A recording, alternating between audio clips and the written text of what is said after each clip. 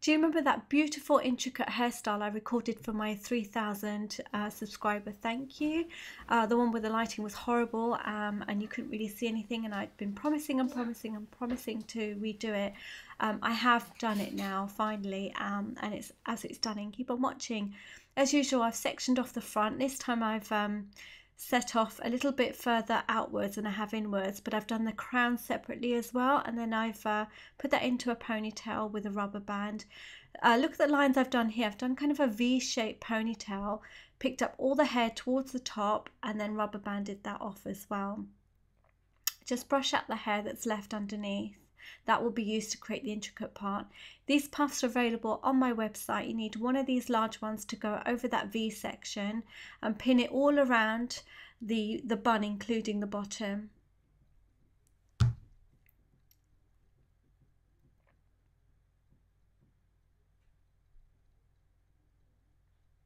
Then take a bit of that first ponytail, not the first one, but the one that's closest to the bun, the one that this actual part is that's been banded up together, if that makes any sense, and brush that over.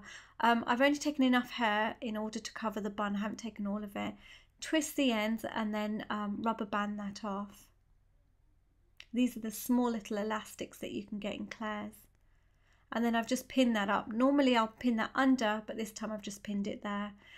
I've then taken a sausage, which is also available on my website, and I've placed that over the top. I'm kind of shaping it into a crown shape first, and then I'm going to put Kirby grips all around the sides of that, so on the front side and the back side. So make sure you do a line there and a line there and the sides too. Then just shape it again with your hands just to make sure it's right. Then using the hair that was banded off into and place that over the top. Then using the end of your tail comb, push in where the gap between the two hair pieces are, and then put a pin in. And you need to do that all the way around. And here I'm just finishing off the sides and placing a pin in. Then I'm taking the tails of that, twisting it, and I'll be pinning that under too.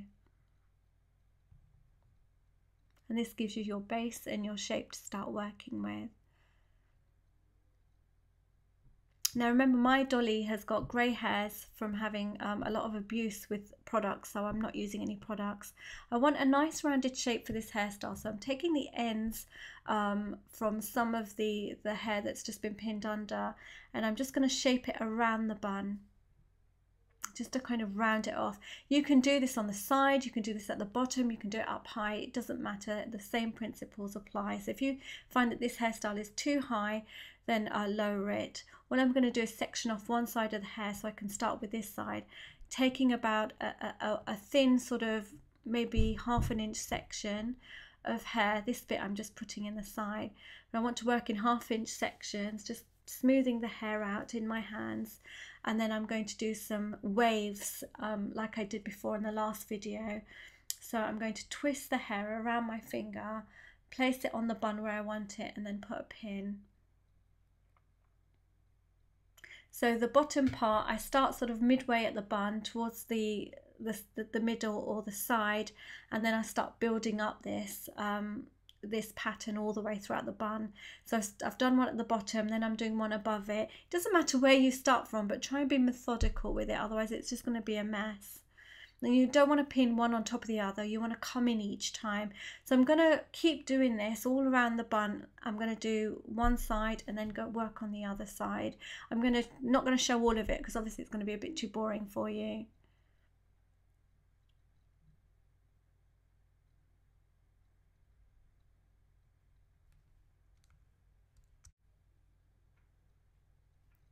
Just leave in a little bit of the clips just so you can see a little bit more as to how the waves are built up.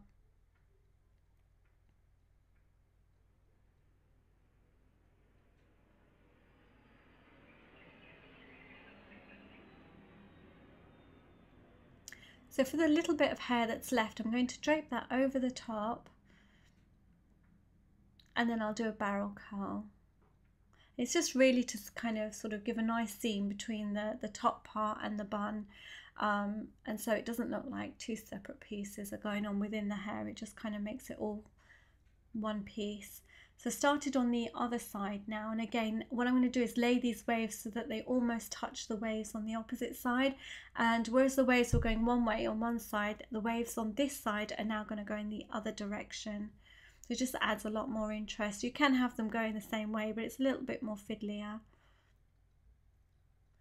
And again, these ones are pinned to begin with in the center, and then the second row that goes on will come in a little bit closer towards the ear, so it looks like waves are sort of, you know, coming backwards, and you're not pinning one wave on top of the other and losing the shape.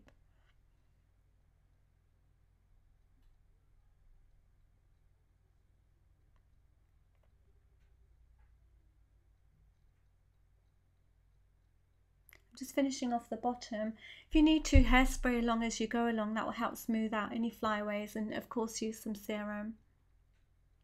So again, like I did with the other side, I'm taking the last bit of that side there and I'm just draping it over the top, and then I'll do a barrel curl. These are the flat coil curls that I'm referring to barrel curls, but they're not actual proper barrel curls. They're the flat coil curls that you see me do in most of my other videos. So taking the front now, I'm getting ready to prepare the digger, doing a middle parting and selecting a digger from my online shop. This is a gorgeous red and green Diamante one. I'm then going to take some of the hair from the front closest towards the digger in order to hide the chain and just to create a nice seam. It's quite an ornate piece, so you can either show off the chain, but in this case I'm going to hide it. I'm just going to back comb in order to not get a split in the middle where the chain is. It's quite a thick chain, so it's likely to split, what you can see there. So I'm back combing, and then I'm going to drape that over the top and pin that in place. I'm then taking another seam from the middle and then just placing that next to it after back combing a little bit, and again pin up. Don't worry about the tails at this point, we'll do them a bit later.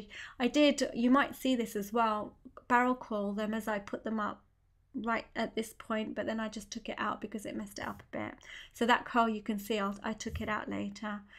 So don't do it at this point. Then take the remaining hair at the front. It shouldn't be too much hair now, and then just sort of create a nice curtain drape over the ears, just to soften things off a little bit, and so that it's not so tight against the face, and then pin that in place and do the same on the other side.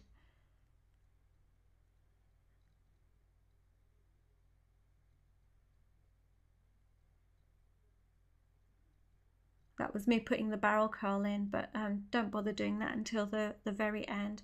So this is the other side being pinned up now, and then this is where I took down all the barrel curls. So twist them around your fingers like a little coil, and I find twisting them where I want them placed so that I don't have to move them too much just keeps a really nice neat curl. So when you're ready, finish off with some serum or some shine spray. I've used Moroccan oil, and this is the finished hairstyle. Like I said, you can have it bigger, smaller, add more padding, add a bigger pad. You know how to make your own because I've showed you that in another video. But it makes a truly beautiful hairstyle. I've done it on my client recently. I've done the waves on one side, and on the other side I just picked up the hairs and pinned them just to add interest and make it different. I also teach. When you finish a hairstyle, obviously look in the mirror and see if there's anything sticking out, but also look down the camera lens, because what it will show you is that this is sticking out on this side. Okay. I'll let you listen in on that one. Thanks for watching. Please do visit my website for more work and my online shop, and I'll see you guys soon. Bye.